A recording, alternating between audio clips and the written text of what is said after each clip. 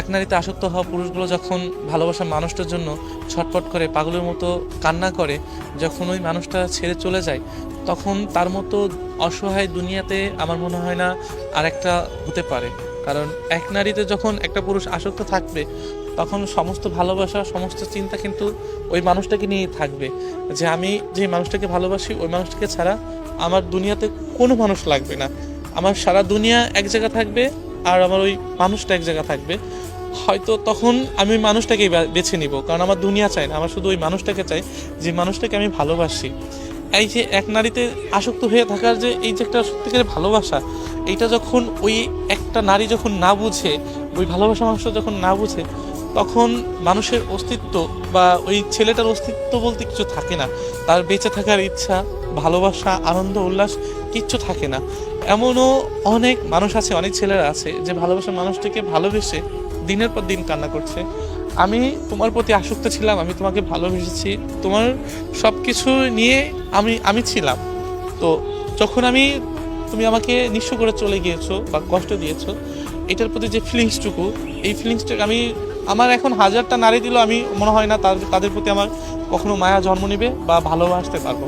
কারণ আমি একটা নারীতে আসক্ত ছিলাম, যেই নারীটা হচ্ছে তুমি। যার মায়ায় আটকে ছিলাম সেটা হলো তুমি। যাকে পাগলের মতো ভালোবাসতাম সেটাও তুমি। যার জন্য আমি এখন ছটফট করে কান্না করি সেটাও তুমি। এটাই হয়তো এক পুরুষের ভালোবাসা। যে মানুষটাকে এত ভালোবাসি, যে মানুষটাকে এত করে চাই, সেই মানুষটা যখন আমাকে নিঃস্ব করে চলে যায়, আমাকে জীবন্ত লাশ বানিয়ে চলে যায়, সেই মানুষটা জানি না কতটুকু ভালো থাকতে পারে। তবে আমি ভালো নেই তাকে ছাড়া। আমি একটা জীবন্ত লাশ হয়ে আছি, যা আমি ছাড়া আর আমার সৃষ্টিকর্তা ছাড়া আমি কাউকে বোঝাতে পারবো না।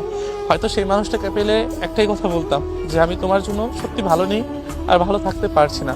কারণ তুমি আমাকে এতটা দুঃখ, এতটা কষ্ট দিয়েছো, যেটা হয়তো আমি তোমার কাছ থেকে কখনো আশা রাখিনি। যে এই মানুষটাই কিনা আমাকে কষ্ট দিবে, এই মানুষটাই কিনা আমাকে দুঃখ দেবে বা আমার দুঃখের কারণ হয়ে দাঁড়াবে।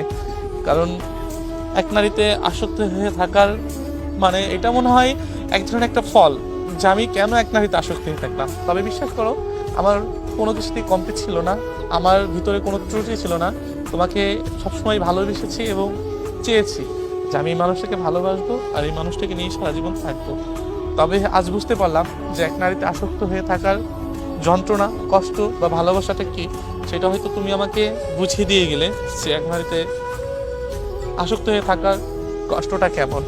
তবে বিশ্বাস করো, আমি তোমাকে ছাড়া কখনোই ভালো থাকতে পারবো না। আর আমি দুনিয়া চাই না, আমি শুধু তোমাকে চাই, তোমার মাঝে আমার ভালোবাসাটাকে দেখতে চাই। এর বিষয়ে কিচ্ছু চাই না, কিছু না।